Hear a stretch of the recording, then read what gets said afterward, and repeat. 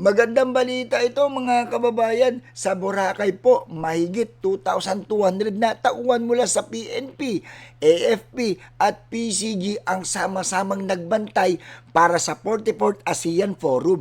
Hindi lang para mapanatili ang kaayusan, kundi para maprotektahan ang tiwala at dignidad ng bawat Pilipino sa mata ng mundo.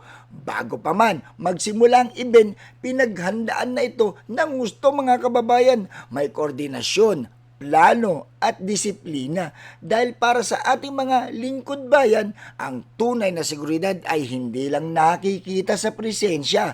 Ito ay nararamdaman at kahandaan at malasakit. Sa likod po ng bawat uniforme ay sakripisyo, mga oras na malayo sa pamilya, pagod na hindi iniinda at responsibilidad na buong pusong tinutupad. Hindi lang nila binabantayan ang Boracay mga kababayan, binabantayan nila ang kapayapaan at kinabukasan ng ating bayan. Isang paalala, pag nagkakaisa ang Pilipino, kayang ipakita sa buong mundo ang tunay nating lakas.